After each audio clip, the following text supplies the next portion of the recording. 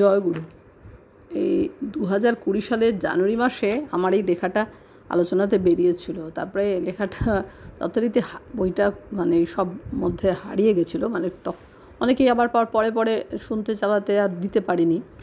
তো যাই জন্য আজকে বই ঝাড়তে ঝাড়তে পেলাম পত্রিকাটা, তা আজকে পড়ে ভাবছি ইউটিউবে দিয়ে রাখি, তাহলে এটা থেকে যাবে। যারা শুনেছো তারা আবার করে শোনো, আর যারা শোনোনি তারা পড়োনি তারা শুনে নাও।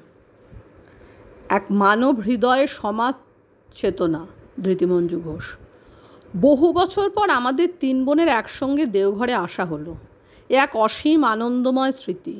এই সফর অবিস্মরণীয় হয়ে উঠল পূজনীয় বাবাইদার সমাজ সচেতনতা বিষয়ক কিছু মূল্যবান কথায়, যা মূলত দিদিকে বললেও আমাদের প্রত্যেকের জন্যই অত্যন্ত প্রয়োজনীয়, জানা নিতান্ত জরুরি এবং মানা একান্ত কর্তব্য।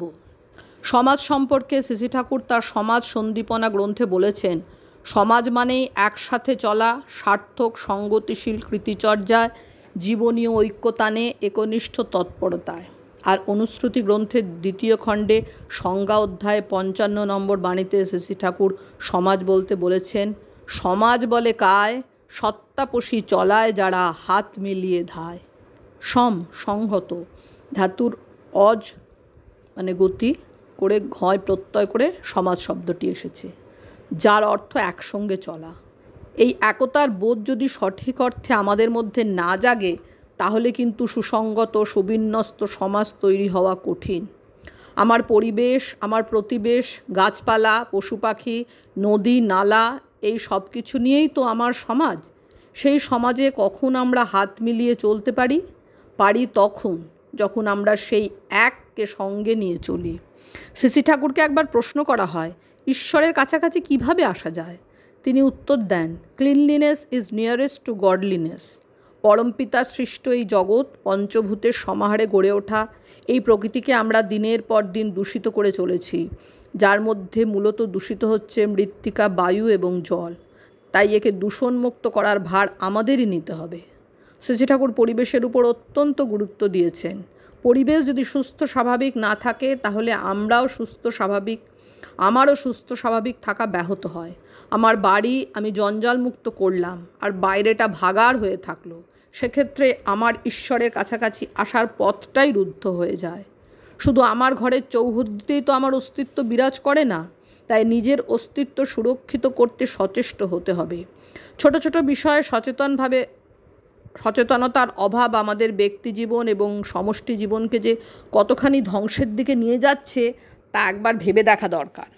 প্রতিদিন সবার বাড়িতে উৎসব অনুষ্ঠানে যে ভাত তৈরি করে, সেক্ষেত্রে ভাতটা যদি এমনভাবে করা যায় যাতে ভাতও সেদ্ধ হবে আর জলও থাকবে না, তা স্বাস্থ্যের পক্ষে এবং পরিবেশ এই দুয়ের জন্যই উপকারী। সংসারে ব্যবহৃত অনেক অজৈব পদার্থ পরিবেশকে ভীষণভাবে দূষিত করে, যার সিংহভাগ দখল করেছে পলিথিন।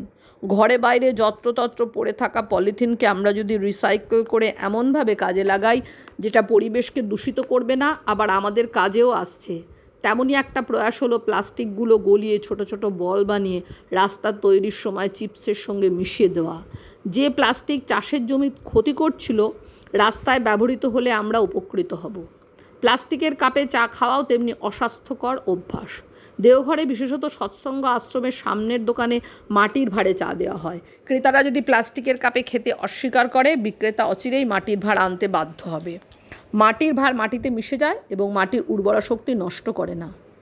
আমরা জানি জলের আর এক নাম জীবন। সেই জীবন আজ প্রশ্নচিহ্নের সামনে উপস্থিত হয়েছে পরিস্থিতির জটিলতার কারণে।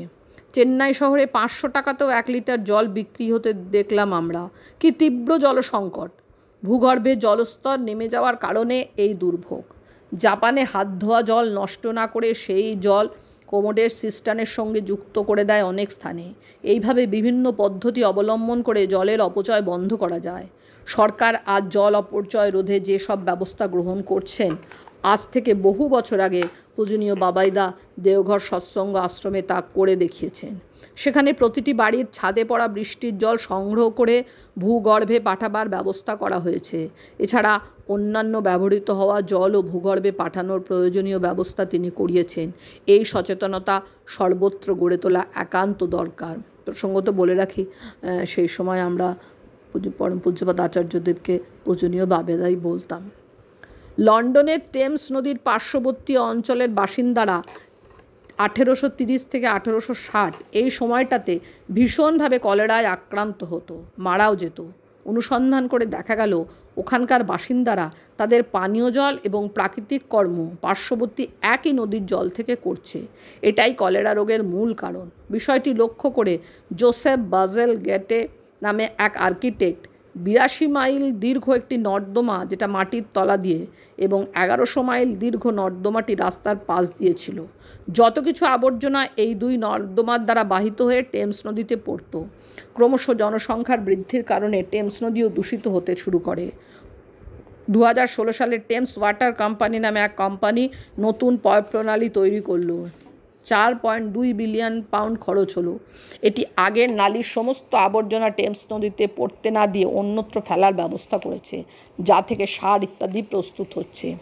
গঙ্গা আমাদের অতি পবিত্র নদী, যা দিনের পর দিন দূষিত হয়ে চলেছে। তাকে দূষণমুক্ত করার ব্যবস্থা অবিলম্বে নেওয়া উচিত। এবার আসি প্লাস্টিক প্রসঙ্গে। প্লাস্টিক গলিয়ে রাস্তা তৈরির কাজে ব্যবহারের কথা আগেই বলেছি। এবার বলি আর এক যুগান্তকারী সৃষ্টির ঘটনা।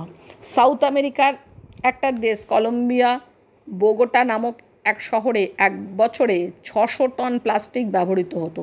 তার মধ্য থেকে 100 টন রিসাইকেল করা হয়। এবার ওই বাকি 500 টন প্লাস্টিককে কনসেপ্টোস প্লাস্টিকোস নামে এক কোম্পানি গলিয়ে কাঠের পাটার আকার দেয়। তাই দিয়ে ওখানে এখন ঘর বানানো হচ্ছে। 2018 সালে এই পাটা দিয়ে প্রায় 29-30টা বাড়ি তৈরি হয়েছে। এর ফলে প্লাস্টিকের ব্যবহারও হচ্ছে, বাসস্থান সমস্যাও দূর হচ্ছে। বিরাট আকারে প্রাকৃতিক দুর্যোগ ছাড়া এই বাড়িগুলো সহজে নষ্টও হবে না।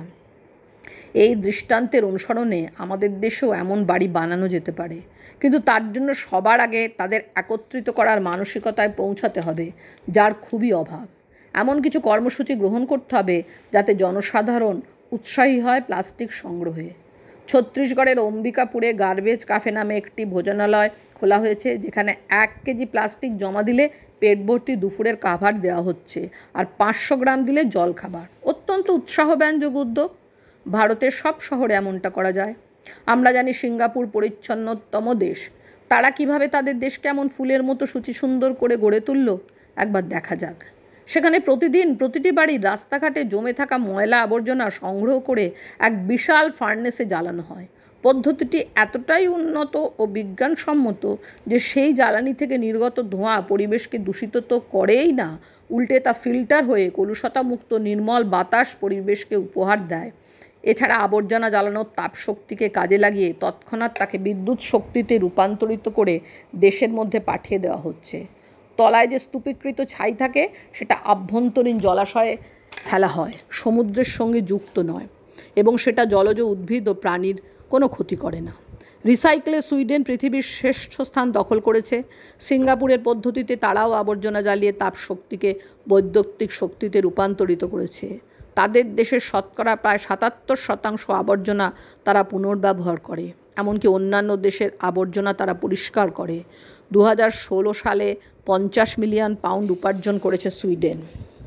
উত্তর চীনের সাংসি প্রদেশের জিয়ান শহরে 100 মিটার উচ্চতা সম্পন্ন একটি বাতাস শুদ্ধিকরণের যন্ত্র আবিষ্কৃত হয়েছে, যেটা প্রতিদিন 10 মিলিয়ন কিউবিক মিটার বাতাস দূষণমুক্ত করতে সক্ষম। আমাদের দেশেও যদি এমন নতুন নতুন উদ্ভাবনী চিন্তাশক্তির মাধ্যমে দ্রব্য পদার্থকে প্রগতিশীল কর্মে রূপান্তরিত করা যায়, আবর্জনামুক্ত এক পরিচ্ছন্ন দেশ উপহার পেতে পারি আমরা। ঘরের জঞ্জাল যত্রতত্র না ফেলে যদি একত্রিত করে পুনর্ব্যবহারের মাধ্যমে তাকে কাজে লাগানো যায়, তবে সত্যিই আমরা এক দূষণমুক্ত সমাজ গড়ে তুলতে পারব। এর সঙ্গে প্রয়োজন মানবজাতির অন্তর্জগতের পরিবর্তন। আমাজন রেন ফরেস্টে ভয়াবহ অগ্নিকাণ্ডের কথাই ধরা যেতে পারে। এটি পৃথিবীর বৃহত্তম জঙ্গল। সমগ্র পৃথিবীর জীবকুলের চাহিদার 1/3 অক্সিজেন আমরা সেখান থেকে পাই, আর সমানুপাতিকভাবে কার্বন ডাই অক্সাইড শোষিত হয়, যে কারণে পৃথিবীর ফুসফুস বলা হয় এই জঙ্গলকে। 3 সপ্তাহ ধরে জ্বলেছে এই ভূখণ্ড। প্রায় 1100 বর্গ কিলোমিটার বনভূমি পুড়ে ধ্বংস হয়ে গেছে। কিছু কিছু স্থানে এখনও আগুন নেভেনি। এর মূল কারণ কিন্তু স্বার্থলোলুপ কিছু মানুষের বন উজাড় করে গাছপালা কাটতে থাকা, কৃষি উৎপাদন, সেই সঙ্গে খরা। 600 প্রজাতির জীবজন্তুর বাসভূমি এই জঙ্গল। তাদের অপরিসীম ক্ষয়ক্ষতি হয় এই অগ্নিকাণ্ডে। শুধু তার ধোঁয়াতেই দুদিন সূর্যের মুখ দেখতে পায়নি ব্রাজিলের সাও পাওলো শহর। তবে শেষ পর্যন্ত প্রকৃতি নিজেই নিজের ভারসাম্য রক্ষা করেছে। বৃষ্টি নেমেছে, থেমেছে দহন। তার সঙ্গে উদ্যোগ নিয়েছে বলিভিয়া। সুপার ট্যাঙ্কার বোয়িং বিমান 747 যাতে 115,000 লিটার জল ধরে, সেটির সঙ্গে 3টি হেলিকপ্টার 35 জন ফায়ারম্যানের সাহায্যে অগ্নি নির্বাপন করেছে। টাইটানিক ছবির নায়ক লিওনার্দো দ্য ক্যাপ্রিও $5 মিলিয়ন দান করেছেন এই জঙ্গল পুনর্বাসনের জন্য। পরিবেশকে পরিষ্কার রাখতে হলে সবার আগে প্রয়োজন নিজের পরিশুদ্ধি। আমার পরমপিতা আমার দয়াল ঠাকুর যেখানে আছেন, সেই মনের জঞ্জাল আগে দূর করতে হবে, তারপর আসবে তার বহিঃপ্রকাশ। পূজনীয় বাবাইদা আমাদের শিখিয়েছেন কিভাবে ধীরে ধীরে তার উন্নতি ঘটাতে হবে। প্রথমেই ঠাকুর ঘরের আসনে একটা সুচিতা পরিচ্ছন্নতা আনতে হবে। সিংহাসন কেনার সামর্থ্য না থাকলে বাজারে জিনিসপত্র আসে সেই সব প্যাকিং বাক্সে, তা এনে সাদা কাগজ লাগিয়ে সুন্দর করে ঠাকুরের সিংহাসন হবে। লাখ ধান্দায় মোষ্টি ব্যস্ত থাকলেও ইষ্টধান্দায় চলার প্রথম সোপান কিন্তু ইষ্টকে যথাযোগ্য স্থানে বসানো। পরিবেশকে দূষণমুক্ত করার প্রথম পাঠও কিন্তু এই। এরপর আসবে ঘরের যত আবর্জনা জঞ্জাল তার দূরীকরণ। পূজনীয় বাবাইদা বলেছেন, ঘরের যেসব জিনিস 3 বছরেও বেশি হাত পড়েনি, শ্রী ঠাকুরের বই ছাড়া বাকি সব একে একে যথাযথ স্থানান্তরিত করে ফেলতে হবে। মায়া করে আমরা যে কীভাবে জিনিসের স্তূপ বানিয়ে ফেলি তা একবার অনুভব করি না। কবিগুরুর ভাষায় আমাদেরও বলতে হবে, তুমি যত ভার দিয়েছ সে ভার দিয়ে করিয়া দিয়েছ সোজা, আমি যত ভার জমিয়ে তুলেছি সকলই হয়েছে বোঝা। এই বোঝা কমিয়ে ফেলতেই হবে। আজকাল ব্যবহৃত পুরনো সমস্ত ধরনের জিনিসই বিক্রি হয়। ইলেকট্রনিক গুড, শাড়ি, কাপড়, দুধের প্যাকেট, লোহা লক্কর, প্লাস্টিক, ফাটা বালতি, কাগজ, এমনকি মেয়েদের মাথা চুল পর্যন্ত বিক্রি হয়। এতে ঘরও পরিষ্কার হয়, অর্থও আসে। ঘরের চারপাশ পরিষ্কার পরিচ্ছন্ন করে গৃহের বাতাবরণ এমন করে রাখতে হবে যে কেউ ঘরে এলেই তাদের নজরে আসবে যে সেই পরিচ্ছন্নতা। এটা ওটা ফেলে নোংরা করা চলবে না, সংকুচিত হবে। এই যে আমরা এয়ারপোর্টে যাই, সেখানে চারপাশটা এমন পরিচ্ছন্ন যে তার রীতিগুলো সকলেই মেনে চলি, অথচ সেই মানুষদেরই কিন্তু স্টেশন চত্বরে অন্য মানসিকতা। সেখানে গেলে থুতু ফেলা, আবর্জনা ছড়ানো এসব চলতেই থাকে। আসলে সেখানকার বাতাবরণ আমাদের কর্মপদ্ধতিকে নিয়ন্ত্রণ করে। কিন্তু আমার অন্তর্গঠন যদি তেমনভাবে সুগঠিত থাকে, যদি আমরা এইভাবে থাকি যে গোটা বিশ্বেই তিনি সর্বত্র বিরাজমান, বিশ্ব দুনিয়াটা তো পরমপিতার, আর পরিচ্ছন্নতার মধ্যেই তার অবস্থান, তাহলে পরিবেশকে আমরা কলুষিত করতে পারবো না।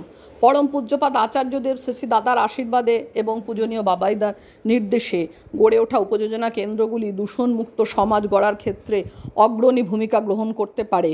পরিচ্ছন্নতা বিষয়ক বক্তৃতা, সেমিনার, লেখালেখি অনেক দেখা যায়, শোনা যায়, কিন্তু প্রকৃত কাজ হয় করে দেখানোর মাধ্যমে। শ্রী ঠাকুর আমাদের উদাহরণ হয়ে উঠতে বলেছেন। উপদেশ তুই দিস না যতই, উদাহরণ হ আগে।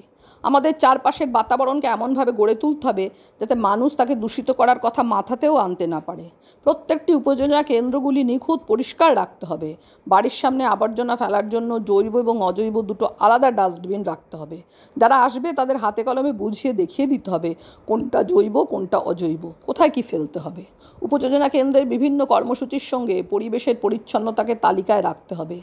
মাসে একদিন অন্তত পাড়া সাফাই অভিযান রাখা প্রয়োজন। মাসে একদিন বৃক্ষরোপণ কর্মসূচি রাখা যেতেই পারে। যে বাড়িতে যাজন করতে যাওয়া হলো তার বাড়ির সামনে একটা গাছ পুঁতে দিয়ে আসা হলো, গাছটির রক্ষণাবেক্ষণের দায়িত্ব তিনি নেবেন। শ্রী ঠাকুর আমাদের যা শিখিয়েছেন, হাতে হাত মিলিয়ে চলা। সৎসঙ্গ এক বৃহৎ পরিবার, সেখানকার প্রতিটি সদস্য যখন মিলিতভাবে কাজ করবে, মিলেমিশে এগিয়ে আসবে, তারাই দৃষ্টান্ত হয়ে দাঁড়াবে সমাজের বুকে। গাছ লাগান, প্রাণ বাঁচান। নেই কোনো বিজ্ঞাপনের প্রয়োজন নেই বক্তৃতার। বিশ্বের সব মানুষ দেখবে হাতে হাত মিলিয়ে কাজ করা যায়। পরম পূজ্যপাদ আচার্যদেব শ্রী দাদার আশীর্বাদ ও আদেশে এবং পরম পূজনীয় বাবাইদার প্রেরণায় এই উপযোজনা কেন্দ্র একদিন নিঃশব্দ বিপ্লব আনবে সমাজের বুকে। কলুষ মুক্ত দূষণহীন হবে সমাজ। পরম পিতার রাতুল চরণে এই আমাদের একান্ত প্রার্থনা। জয় গুরু, বন্দে পুরুষোত্তমম।